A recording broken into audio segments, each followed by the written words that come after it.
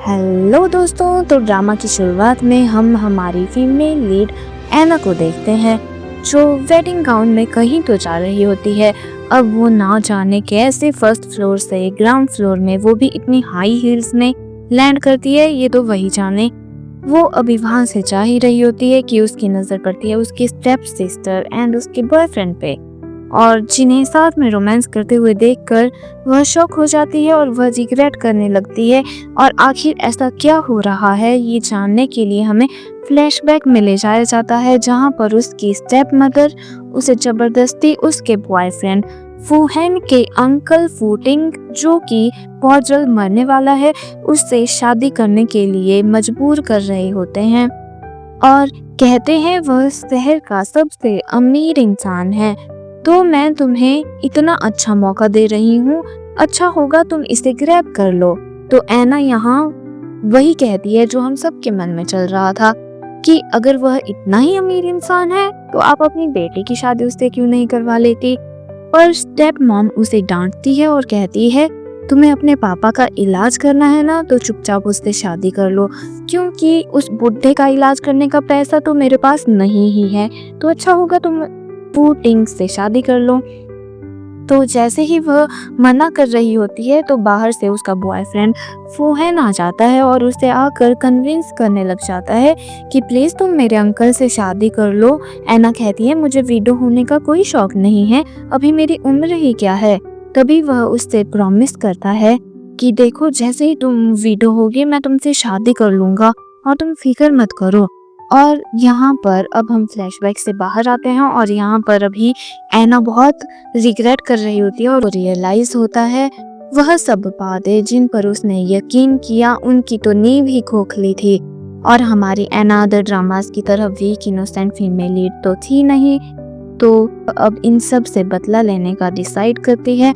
और वह सोचती है बदला लेने के लिए तो मुझे पावर चाहिए, और वह पावर मेरे हाथों में कैसे आएगी। इसलिए वह सोचती है क्यों ना वह फूटिंग से सच्ची मुच्ची वाली शादी निभाए। और ऐसा सोचते हुए वह वेडिंग हॉल में पहुंच जाती है और खुद ही खुद को रिंग पहना के ओथ भी ले लेती है। और सभी लोगों का इस शादी से अलग अलग फायदा था, एटलीस्ट उन्हें तो ऐसा ही लग रहा था। अब क्या सभी को कुछ प्रॉफिट होता है, ये जानने के लिए तो हमें ड्रामा को एंड तक देखना होगा। बट जब ऐना फूटिंग के घर जाती है तो नैनी उसे बड़े प्यार से वेलकम करती है। ऐना जब अपने पति को ध्यान से देख ही रही होती है तभी वहां फूहेन आ जाता है और फिर से ऐना को अपनी बातों में लेने की कोशिश करता है कि तुम्हें पता है ना मैंने तुम्हें शादी के लिए क्यों फोर्स किया। ऐना कहती है अच्छा होगा तुम मुझे आंटी कहो, अब मैं शादीशुदा हूँ। तो ऐना का इतना रूखा जवाब देखकर यहाँ पर फूहेन के तो रंग ही उड़ जाते हैं और अपनी एक्सप्लेनेशन दे ही रहा होता है कि तभी उसकी नजर जाती है फूटिंग पे जिसकी आंखें खुल चुकी थी, और ये देखकर वह तो डर के वहां से फरार हो जाता है। तभी ऐना भी यहाँ पर नैनी को बुला लेती है और यहाँ नैनी बताती है कि ये हर शाम को ऐसे ही आंखें खोल देते हैं, बट आप डरो मत। और तभी उसे फ्रीली रहने को कहकर वहाँ से चली जाती है। यहाँ ऐना अपने हस्बैंड को ऑब्जर्व कर ही रही होती है और उसे जल्दी उठने को कहती है कि सब तुम्हारी प्रॉपर्टी पे कब्जा करने की फिराक में है, तुम जितना जल्दी हो सके उतना जल्दी उठ जाओ। और वह मन में सोच रही होती है उसे अपने साथ साथ अपने हस्बैंड को भी प्रोटेक्ट करना होगा, इसके लिए मुझे एज अ उसकी वाइफ उसकी पावर यूज करनी होगी।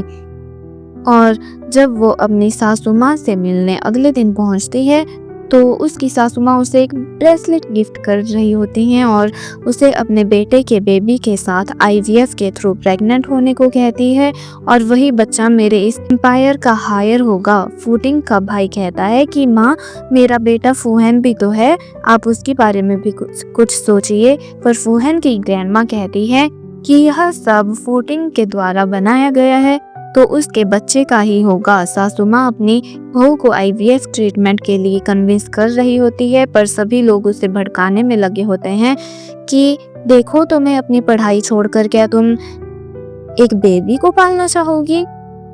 हालांकि उन लोगों को पता नहीं होता है कि ऐना ने उन सभी का चेहरा देख लिया है और वह जानती है कि वह उसे भड़काने की ही कोशिश कर रहे हैं। तो ऐना अपनी सासू माँ की बात मान जाती है और जब ऐना वहाँ से जा रही होती है तो फुआन उसे रोक के कहता है कि कैसा होगा कि तुम IVF की जगह मेरे साथ बेबी करो और हमारा बेबी इस एम्पायर का हायर होगा। पर ऐना उसे कहती है कि मैंने सुना फूटिंग के आसपास के लोग खतरनाक हैं, उन्हें पता लगा ये तुम्हारा बेबी है तो तुम्हारी खैर नहीं रहेगी। और जब ऐना घर में सेल्फ केयर कर रही होती है तो ऐना को अपने पति का भी ख्याल आता है और वह कहती है कि चलो मैं तुम्हें भी मॉइस्चराइज कर देती हूँ और बारी बारी से उसके बॉडी पार्ट्स में लोशन लगाने लगती है। और यहाँ फूटिंग की आंखें खुल जाती हैं तो ऐना कहती है तुमने तो मुझे डरा दिया, वैसे तुम एकदम फिट हो, जल्दी से उठ जाओ। तभी फूटिंग कुछ कहता है और उसके फेस के मूवमेंट देख के वो फिर से डर जाती है और नैनी को आवाज लगाने लगती है। नैनी डॉक्टर को लेके पहुंच जाती है, साथ में फूटिंग की माँ और उसका भाई भी पहुंच जाते हैं। डॉक्टर बिना टेस्ट के किए सिर्फ उसकी नब्ज चेक के कह देता है कि ये एकदम फिट है। उसकी माँ ये सुन के खुश हो जाती है पर भाई तो ऐसे मुंह बना रहा होता है जैसे ना जाने क्या हो गया, पर फिर फिक्र करने का दिखावा करने लग जाता है। तभी फूटिंग ऐना के बारे में पूछता है तो नैनी उसके बारे में बताती है तो वो उसे रूडली जानने को कहता है और वो भी वहां से डर के निकल जाती है। और अगली सुबह जब वो ब्रेकफास्ट कर रहा होता है तभी ऐना वहां आ जाती है। यहाँ फूटिंग उसे डाइवोर्स के लिए कह देता है कि तुम माँ को मूर्ख बना सकती हो, मुझे नहीं, मैं डाइवोर्स अग्रीमेंट भेजूंगा, साइन कर देना। और नैनी पीछे से आकर कहती है ये तो आपके बेबी को लेकर प्रेग्नेंट है, बट फूटिंग इसे अबॉर्ट करने को कह देता है। बट ऐना कहती है मैं प्रेग्नेंट नहीं हूँ और ऐसा कहकर वहां से चली जाती है। और शाम को पहुंच जाता है फुआन अपने अंकल की चापलूसी करने, पर उसका अंकल उसकी रग रग से वाकिफ था। कहता है कि तुम्हें क्या लगता है मुझे पता नहीं लगेगा, तुम मेरे पीछे से मेरी कंपनी सेल करने में लगे हुए थे और तो और तुमने बायर्स भी ढूंढ लिए थे। और यहाँ फुआन की सारी हेकड़ी निकल जाती है तो वो डर के भाग जाता है और उधर ऐना अपना चेकअप करवाती है तो डॉक्टर से पता लगता है कि उसका IVF सक्सेसफुल रहा और वह अब प्रेग्नेंट हो चुकी है। अब वह डॉक्टर को अबॉर्शन के लिए कहती है पर डॉक्टर उसे अच्छे से समझाती है कि देखो अब तुम अगर अबॉर्ट कर देती हो तो शायद इसके बाद तुम कभी माँ नहीं बन पाओगी। तो ये बात वो समझ आती है तो वो डॉक्टर को उसकी प्रेगनेंसी को सीक्रेट रखने को कहती है। और डॉक्टर कहती है हाँ मैं अपनी तरफ से नहीं किसी को भी बताऊंगी, पर तुम्हारा बैली भी तो बड़ा होगा। तो ऐना अब जल्दी डाइवोर्स का फैसला ले लेती है। और जब वो घर में काम कर ही रही होती है तो उसका लैपटॉप काम नहीं कर रहा होता है तो वो नैनी को घर में कोई और लैपटॉप के बारे में पूछती है तो नैनी उसे फूटिंग का लैपटॉप यूज करने का आइडिया दे देती है। ऐना थोड़ा तो हिचकिचाती है पर काम भी अर्जेंट था तो इसलिए वह उसका लैपटॉप से फाइल सेंड करने के लिए स्टडी रूम में चली जाती है। वहां उसके लैपटॉप में वो किसी लड़की का फोटो देखती है, उसे लगता है शायद ये उसकी लवर होगी तो सैड होके लैपटॉप बिना शट डाउन किए निकल जाती है। जब फूटिंग आता है तो अपने सामान से छेड़छाड़ होने की वजह से वह ऐना पे चिल्ला देता है कि किसकी परमिशन से तुमने मेरे सामान से हाथ लगाया। और ऐना खुद को एक्सप्लेन करने की जगह नैनी को बचाने में लग जाती है कि उन्होंने तो मुझे रोका बट मुझे अर्जेंट फाइल सेंड करनी थी तो मैंने उनकी सुनी नहीं, पर यकीन करो मैंने आपकी कोई डिटेल्स चेक नहीं की हैं।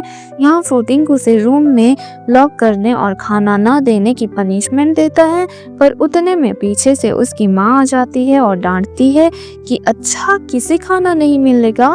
वो एक्सप्लेन करने में लगता है बट उसकी मॉम डांट देती है और चुप करो, मेरी बहू के साथ बेरुखी से पेश आना बंद करो, इसे मैंने तुम्हारे लिए चूज किया है, इसका मतलब तुम्हें मेरी पसंद से ऐतराज है। फूटिंग का तो मुंह बंद हो जाता है और उसकी माँ भी यहाँ से चली जाती है। इसके बाद एना लगेज पैक करके जाने वाली होती है और उसे जल्द डाइवोर्स लेने को कह देती है, पर फूटिंग अपने डाइवोर्स के लिए मना कर देता है और नैनी को उसका बैग अंदर ले जाने का ऑर्डर देता है। तो वो खुद ही वहां से चली जाती है और यही सब सोचते हुए बैठी होती है, तभी उसे घर से फोन आता है और उसके डैड की तबीयत खराब होती है। तो वो उनसे मिलने पहुंची होती है। वो अपने अंतिम सांसें गिन रहे होते हैं। वो उन्हें हिम्मत बनाए रखने को कहती है। पीछे से स्टेप मॉम आके उसे ताने देने में लग जाती है। तो वो उन्हें पूछती है कि आप इनका ट्रीटमेंट क्यों नहीं करवा रही हैं। तभी वो कहती है मेरे पास ऐसे नहीं है। एना कहती है आपने मेरी शादी करके जो फू फैमिली से डाउरी ली थी उसका क्या। तो उसकी मॉम कहती है तुम्हारे डैड ने कम कर्ज नहीं छोड़ के रखा है हमारे सर पे। और उधर डैड की हालत भी खराब हो रही होती है।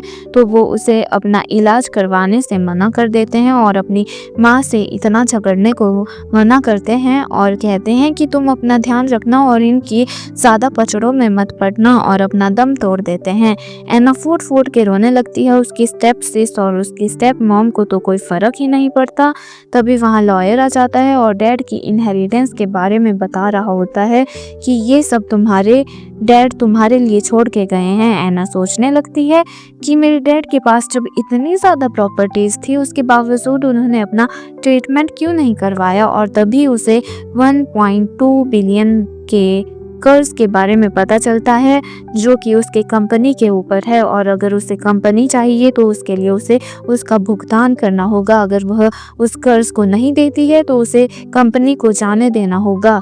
पर एना सोचती है कि कंपनी को कैसे जाने दे सकती हूँ, मैं मेरे डैड ने इस पे कितनी मेहनत की है, कितनी मेहनत से इसे खड़ा किया है। तो वो उस लोन का जिम्मा अपने सर ले लेती है क्योंकि उसे अपनी डैड की अंतिम निशानी को ऐसे जाने देना सही नहीं लग रहा था।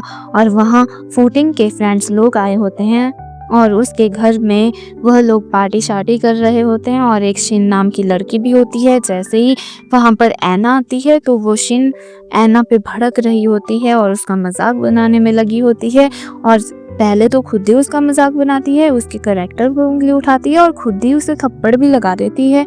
पर एना सैड थी पर वह वीक नहीं थी। तो वह वहाँ पर पड़ी हुई वाइन की बोतल उठा के फोड़ती है और कहती है कि तुमको मुझे मारना है ना, तो आओ तुम मुझे मार सकती हो, मैं खुद तुम्हें अपनी तरफ बुला रही हूँ, आओ आगे बढ़ो। शिन तो डर के दूर बैठ जाती है। तभी फूटिंग उसे ये सब बंद करने को कहता है। तो एना बिना बहस के वहाँ से चली जाती है और फूटिंग अपने असिस्टेंट को सब पता करने को कह देता है।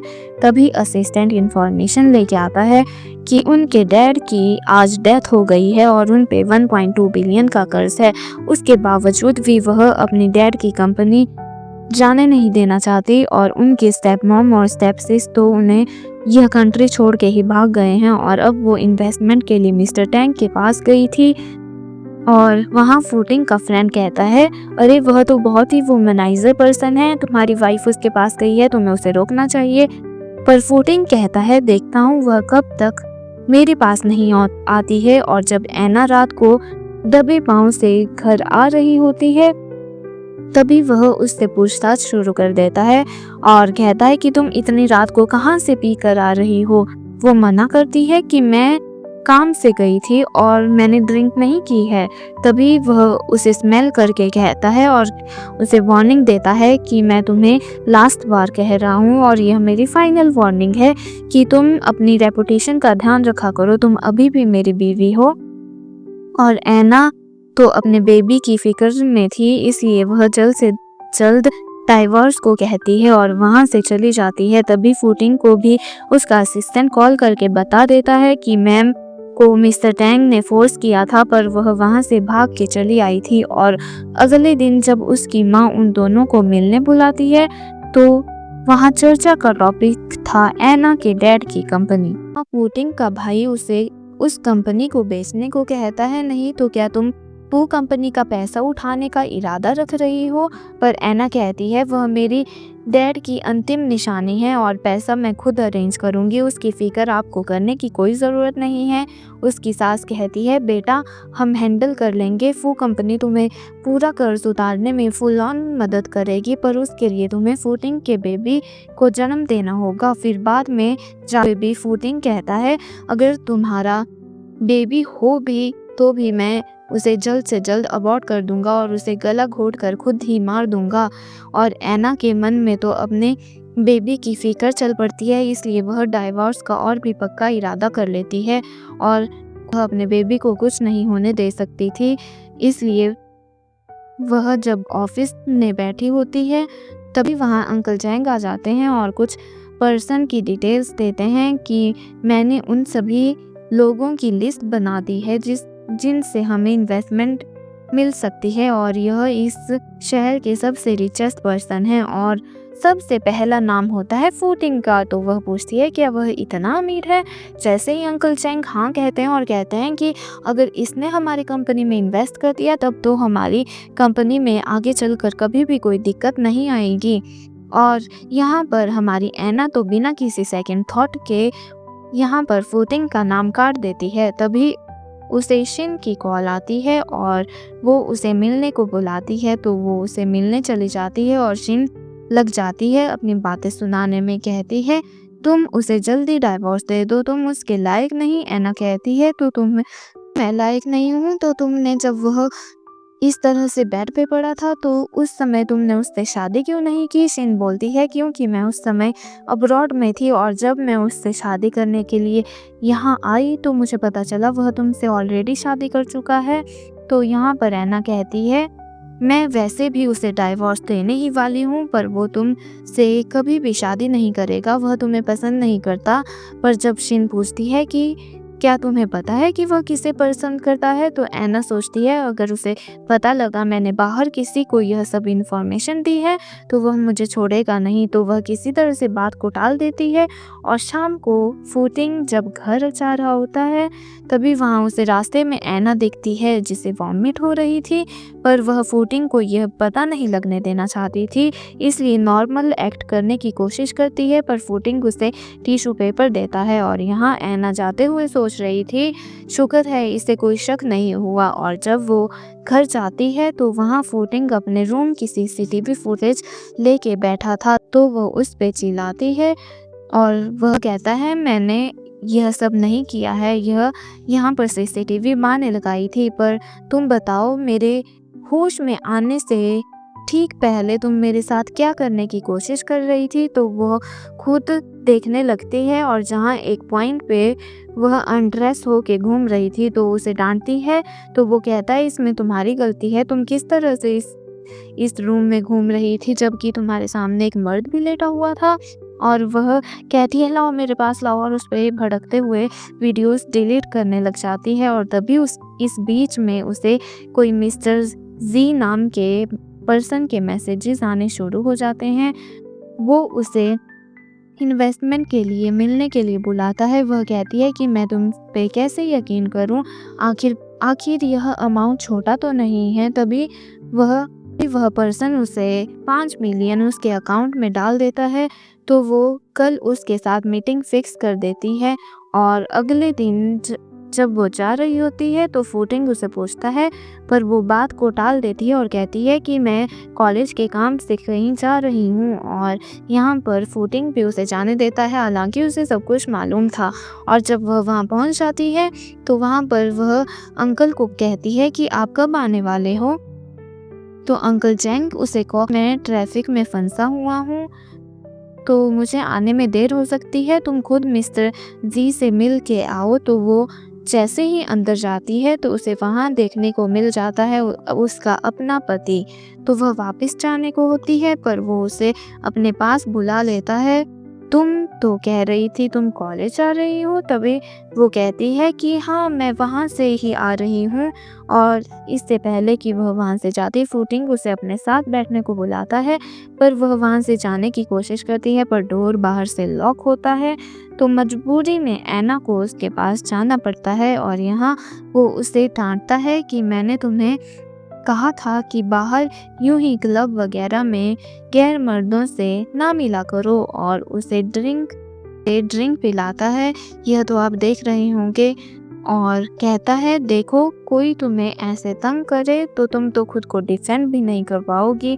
और अगले दिन जब वो ऑफिस में होता है तो शिन आती है और डॉक्यूमेंट्स उठा के कि तुम्हारी बीवी प्रेग्नेंट है, और तुम्हें पता, तुमसे शादी से पहले वह फूहन की गर्लफ्रेंड थी, और हो सकता है कि तुम्हारी प्रॉपर्टी हथियाने के लिए वो इस बेबी को यूज़ करें, और ये बेबी फूहन के होने के पूरे चांसेस हैं, क्योंकि तुम्हारी माँ से ऐना को इंट्रोड्यूस भी फूहन ने ही करवाया था।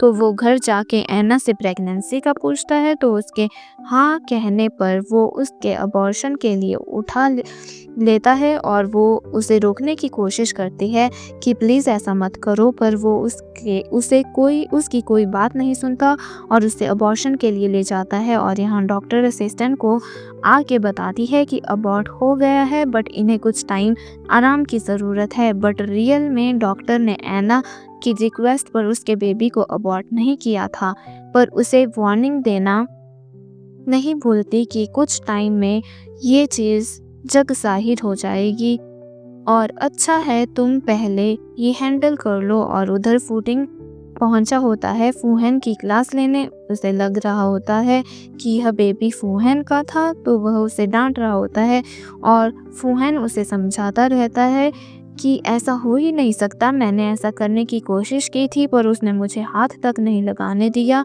आज तक। और दूसरी तरफ ऐना ये सब सोचते जा रही थी, तभी उसे अंकल ज़ैंग की कॉल आती है। वो उसे किसी इन्वेस्टमेंट प्लान के बारे में बता रहे थे, और वो सोचती है कि आखिर अब कौन नया इन्वेस्टर आ गया है। तो वो ये जानने के लिए ऑफिस नहीं जाती है, पहले वह हॉस्पिटल जाती है ये पता करने कि उसकी प्रेगनेंसी न्यूज़ फूटिंग को किसने दी और ये काम कौन कर सकता है, जबकि मैंने तो इस न्यूज़ को सीक्रेट रखने को कहा था। और जैसे ही वो हॉस्पिटल में यह इन्फॉर्मेशन पता करती है, उसे पता लगता है कि यह सब करने वाली शिन थी। शिन ही इस न्यूज़ को यहाँ से लिख करके लेके गई है, और वहाँ से जाने से पहले उसे फूहन भी मिल जाता है, और फूहन का ड्रामा शुरू हो जाता है कि तुमने मुझे फंसाने के लिए फूटिंग को ये सब कहा, क्या अब तुमने बदला ले लिया, तो अब तुम उसे डाइवोर्स लेके मेरे पास आ जाओ, मैं तुमसे अभी भी प्यार करता हूँ। पर वो उसे बातें सुना देती है, फिर वहाँ से चली जाती है और ऑफिस में अंकल ज़ैंग से मिलने जहाँ जाती है, जहाँ वो उसे न्यू इन्वेस्टर की शर्त बताते हैं कि उसके लिए तुम्हें अपने डैड के द्वारा बनाई गई चिप को सेल करना होगा, और इसके बदले में वह तुम्हें 1.3 बिलियन देने को तैयार हैं।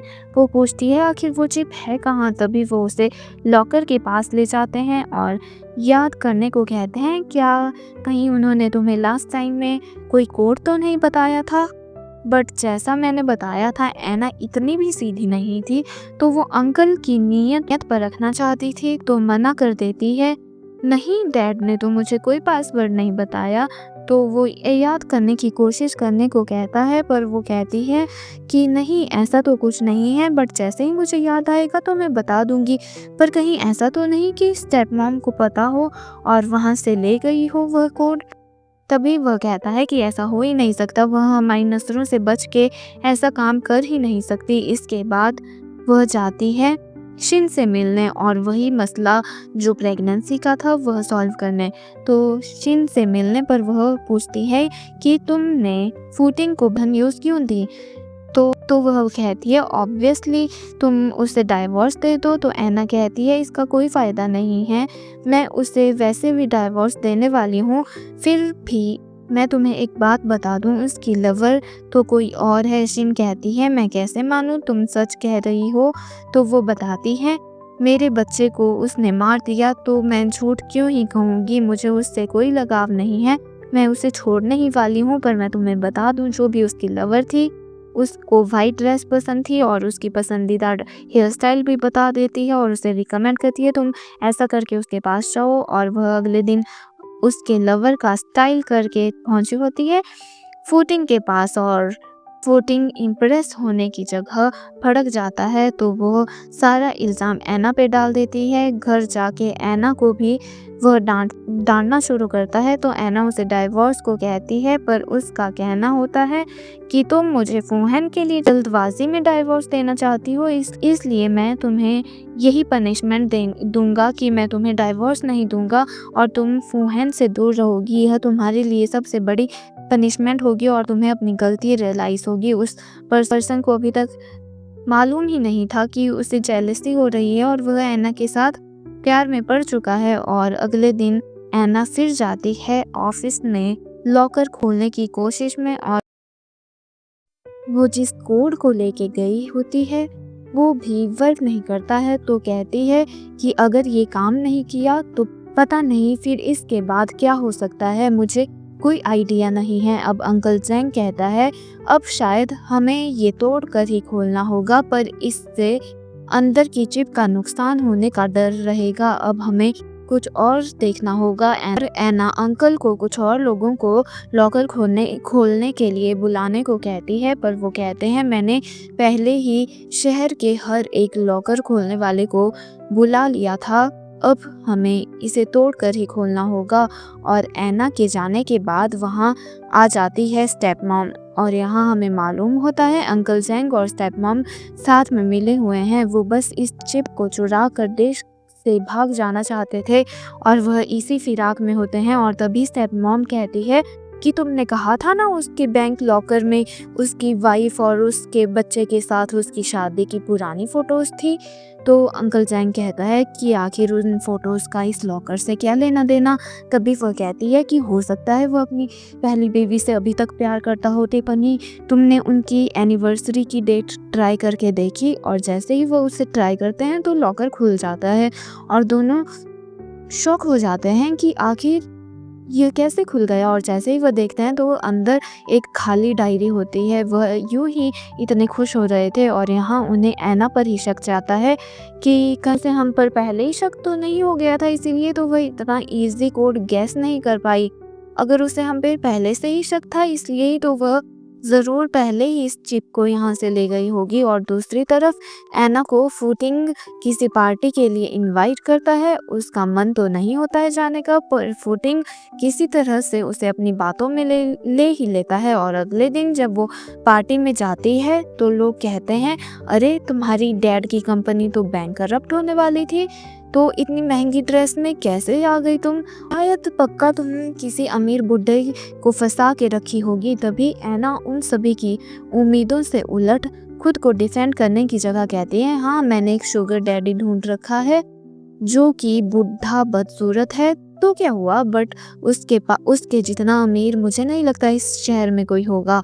और तभी असिस्टेंट आके उसे वीआईपी सेक्शन में चलने को कहता है। पीछे से उन सभी लोगों का तो मुंह बन जाता है। वह लोग सोच रहे होते हैं कि आखिर वह रिच इंसान होगा कौन। और अंदर फूटिंग अभी ऐना से बात कर ही रहा होता है कि तभी बाहर से एक पर्सन आके फूटिंग को फूहन के बारे में बातें सुनाता है और कहने लगता है कि मैंने सुना वह तुम्हारा भतीजा है और उसे मुझ पर 20 मिलियन का कर्ज है और मैं उसे ढूंढ रहा हूँ, तो क्या आप मेरी मदद कर सकते हैं इसमें। और फूटिंग यहाँ पर ऐना को कहता है देखा तुम्हारा एक्स कैसा है, वो अपना कर्ज नहीं चुका पाया तो वह तुम्हारा कर्ज उतारने में कैसे मदद करेगा, अच्छा होगा कि तुम उसे छोड़ दो। तभी ऐना उसे कहती है मेरा उससे कोई भी लेना देना नहीं है, तो अच्छा होगा तुम मेरा नाम उससे जोड़ना बंद कर दो। और गुस्से से वहाँ से निकल जाती है। और शाम को फूटिंग जब घर जाता है तो नैनी से पता लगता है ऐना तो घर पहुँची ही नहीं है और उधर ऐना तो किडनैप हो चुकी थी और किडनैपर ने उसे लाई डिटेक्टर चेयर पे बिठाया होता है और कहता है कि तुम सच बताओगी तो बेहतर होगा। तभी वह बोलती है कि ठीक है मैं सच सच जवाब दूंगी, तुम पहले सवाल तो करो। तभी वह पहला सवाल करता है कि क्या तुम्हारे डैड ने तुम्हें मरते समय पासवर्ड बताया था। तो वह कहती है नहीं ऐसा नहीं हुआ है। तभी वह लाई डिटेक्टर उसे सच बताता है तो वह उससे दूसरा सवाल पूछता है कि क्या तुमने चिप निकाल ली है, तो वह हाँ कहती है और वह पूछने लगता है कि आखिर तुमने उस चिप को कहाँ डाला। तभी वह फूहन को फंसा देती है और कहती है कि मैंने उसे फूहन को दे दिया था। और इससे पहले कि वह लाई डिटेक्टर मशीन में यह सब चेक करता, वह पहले ही अपनी एक्सप्लेनेशन देने लग जाती है कि अगर तुम्हें यकीन नहीं है तो तुम मेरा फ़ोन देख सकते हो। मेरे फ़ोन में उसका नंबर सेव है और वह मेरा एक्स बॉयफ्रेंड रह चुका है। और उसकी यह सब एक्सप्लेनेशन सुनकर किडनैपर उस पर ट्रस्ट कर लेता है और उसे वहाँ से जाने देता है। और जब वह बाहर से जा रही होती है तभी असिस्टेंट उसे लिफ्ट दे देता है और असिस्टेंट को यह सब करने के लिए फूटिंग नहीं कहा होता है। और उन दोनों की मंडली भी यही बातें डिस्कस कर रही होती है। किडनैपर्स ने उन्हें इंफॉर्मेशन पहुंचा दी होती है कि यह कोड इस समय फूहन के पास है, पर उन लोगों को ऐना पर अभी तक ट्रस्ट नहीं हुआ होता है और कहते हैं कि क्या पता वह सब उसकी चाल हो और यह सब उसने झूठ कहा हो। तो वो किसी तरह से फूहन को उठाना चाहते थे, पर फू फैमिली से पंगा लेना इतना भी आसान नहीं था। पर तभी उन्हें इंफॉर्मेशन मिलती है कि फूहन को जुआ खेलने की आदत है, तो वह इसी का फ़ायदा उठाना चाहते थे। इसलिए वह पहुंच जाते हैं उस क्लब जहां वह अक्सर आता जाता रहता है।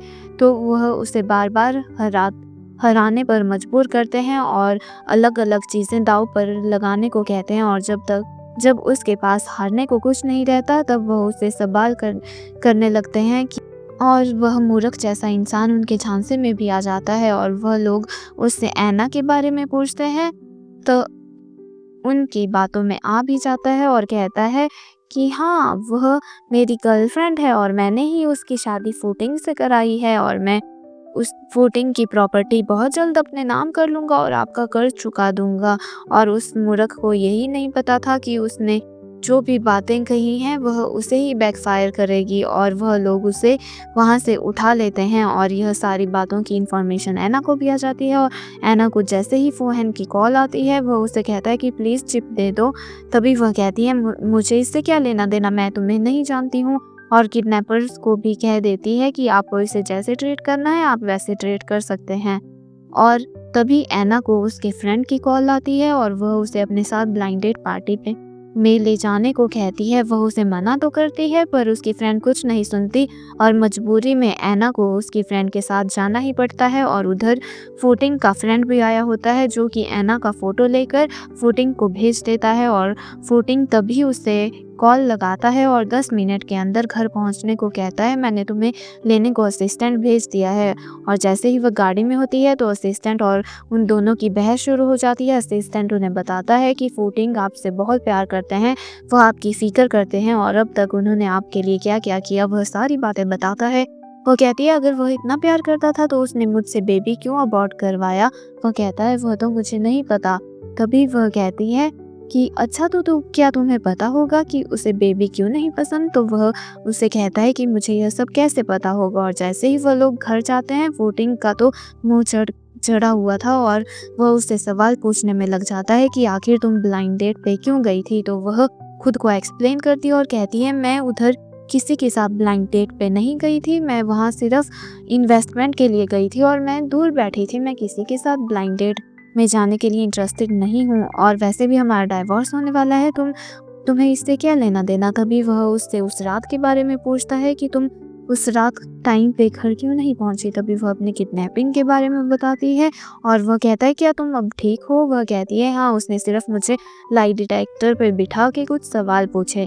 और उसके बाद उनका टॉपिक शिफ्ट हो जाता है फूहन पे और वह जब फूहन के बारे में पूछता है तब वह बताती है कि हाँ, मैं पहले उससे प्यार करती थी पर अब हमारे बीच में ऐसा कुछ नहीं है। पहले वह मेरी बहुत केयर करता था, मुझे अक्सर वह आर्टिस्ट स्टूडियो ले जाता था और सिंगिंग शो में ले जाता था, कॉन्सर्ट में ले जाता था।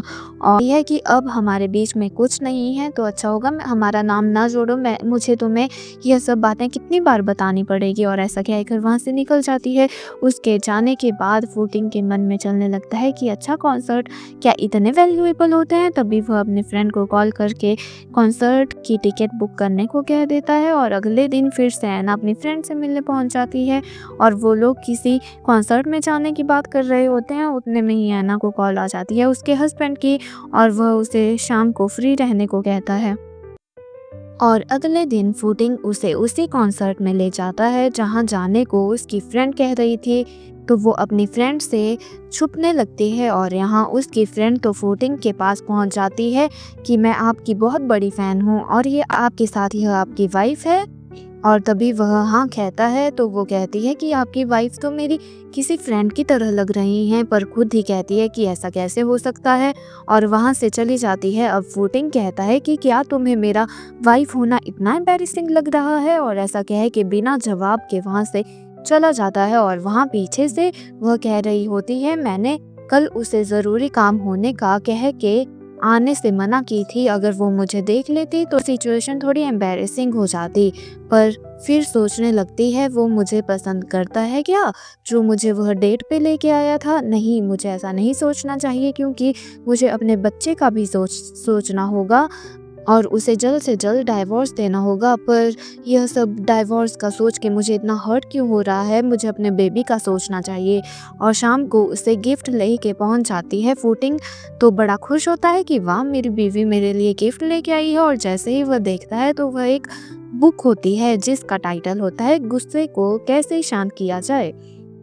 और यह देखकर वह बड़ा चिढ़ जाता है और तभी वहाँ पर ऐना उस बुक की तारीफ के पुल बांधने में लग जाती है कि ये ऐसी है, इससे ऐसा फ़ायदा होगा।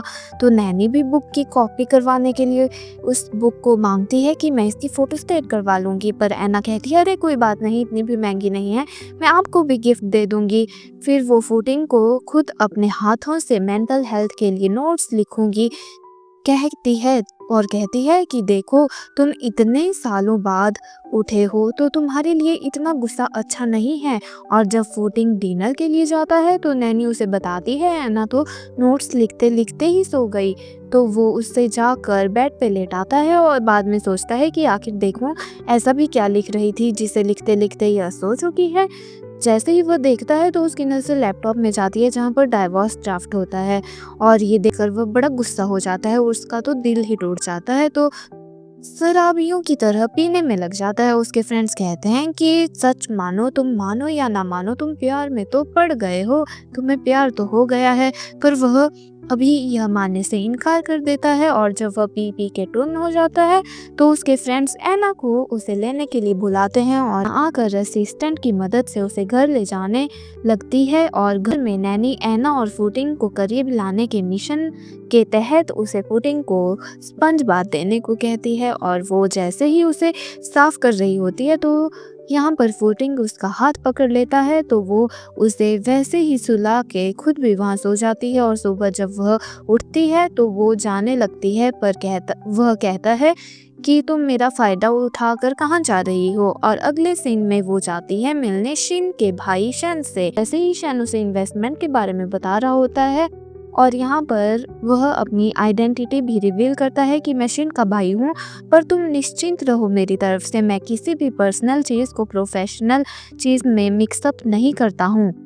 ऐना उससे थोड़ा टाइम मांग के वहाँ से चली जाती है। फूटिंग का फ्रेंड उसे ये सब बातें बताता है। फूटिंग चाहता था कि एक बार उसकी बीवी उससे खुद आकर मदद मांगे, वह सब कुछ छोड़कर उसकी मदद को तैयार हो जाएगा।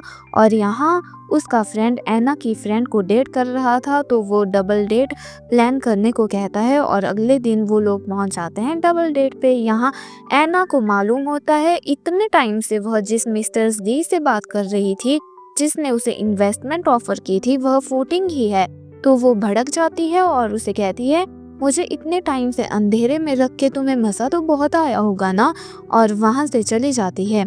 बाद में उसका फ्रेंड उससे माफ़ी मांगता है और उससे अपनी दिल की बात उसके साथ करने को कहता है। और उधर ऐना की फ्रेंड उससे पूछती है तुमने मुझे पहले क्यों नहीं बताया कि वह तुम्हारा पति है। तो वो कहती है हम वैसे भी डाइवोर्स लेने वाले हैं, तो बता कि मैं करती भी क्या, और इसका कोई फ़ायदा नहीं था। और इसके बाद वह जैसे ही उसकी फ्रेंड बाहर जाके आती है तब वह बताती है कि तुम्हारा पति बाहर ही बैठा है, प्लीज़ उसे माफ़ कर दो, और वह बाहर ठंड में बीमार हो जाएगा। पर वो सुनती नहीं है और और अगले दिन जैसे ही वह शैन से मिलने पहुंची होती है, शैन ने उसके खिलाफ कुछ तो प्लान किया था, पर तभी आगे होस्ट एक गेम के बारे में बताने लगता है कि जहाँ एक लकी कस्टमर के लिए पीछे सरप्राइज है। और यहाँ जैसे ही वो गेम शुरू की जाती है, उसका विनर और कोई नहीं बल्कि हमारी एना निकलती है।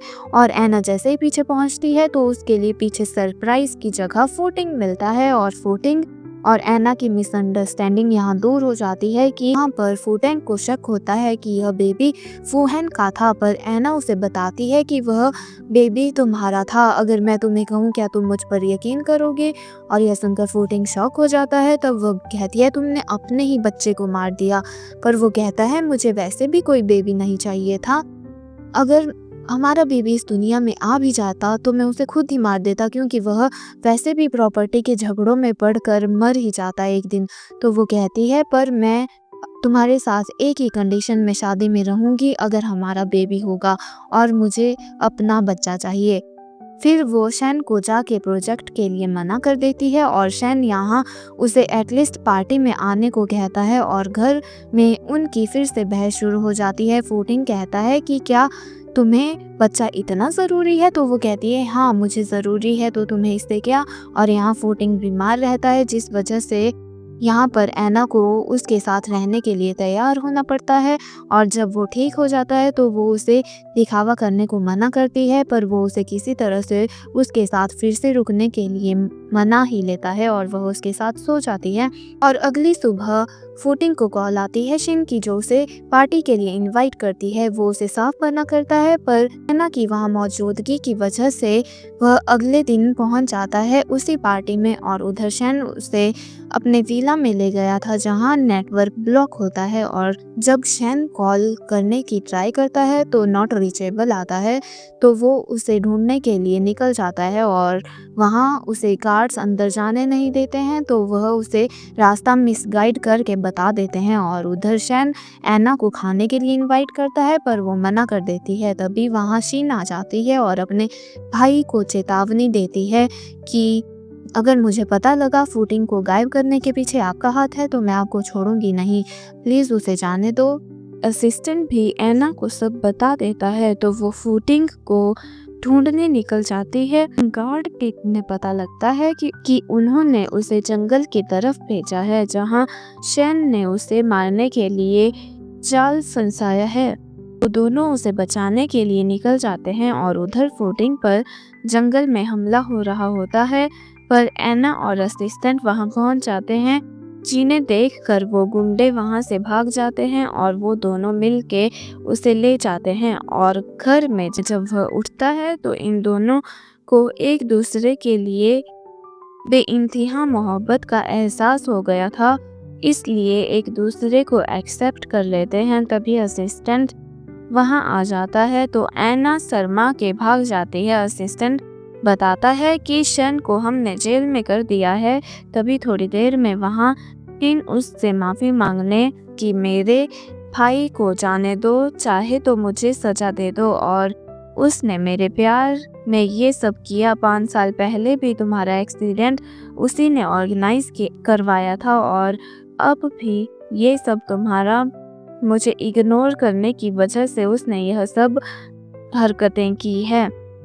तो फिलहाल फूटिंग उसे जाने देने को मान जाता है और अगली सुबह एना उसे स्वेटर गिफ्ट कर देती है। तो फूटिंग उसे जल्दी से पहनने में लग जाता है, पर वह उसे रोकती है कि यह तो 46 डिग्री टेम्परेचर है, अभी मत पहनो। आखिर वह इसे कैसे नहीं पहनता? वह उसकी बीवी के द्वारा बनाया गया पहला स्वेटर था, तो वह इस बात से बहुत खुश था। तभी वह उससे पूछता है कि आज मेरा बर्थडे है, तो तुम बताओ क्या तुम्हें मीठा पसंद है? वह हाँ करती है। तो वह दोनों केक लेने ले जाते हैं और जब वह लोग घर आते हैं तो उसका फ्रेंड भी वहाँ पहुँचा हुआ था। वो उसका बर्थडे का केक कट करते हैं और यहाँ पर फूटिंग का मन होता है अपनी वाइफ के साथ क्वालिटी टाइम स्पेंड करने का, इसलिए वह किसी तरह से अपने फ्रेंड को वहाँ से भेज देता है। और बाहर जब वो अपनी वाइफ की तरफ आ रहा होता है तो एक गाड़ी उसकी तरफ बढ़ रही होती है। एना उसे आवाज़ लगाती है, बट उसका एक्सीडेंट हो जाता है और इसे ड्राइव करने वाला शन ही होता है और इस बार तो वो लंबा जेल में जाने वाला था, चाहे शिन आके कितना गिड़गिड़ाए। पर लास्ट में फूटिंग उसे नी डाउन होके प्रपोज करता है कि माना मुझे पहले बेबी नहीं चाहिए था, पर अगर तुम्हारी यही शर्त है तो मुझे बेबी भी मंजूर है, मैं तुम्हारे बिना नहीं रह सकता। और यहाँ ऐना भी उसे हाँ कर देती है, बट अगर वह अपनी प्रेगनेंसी के बारे में बता देती तो इस ड्रामा को हैप्पी नोट पे ख़त्म कर सकती थी। और अगर आपने ये ड्रामा यहाँ तक देख लिया है तो उम्मीद है आपको यह एक्सप्लेनेशन अच्छी लगी होगी। और भी ड्रामा के लिए चैनल को सब्सक्राइब करें।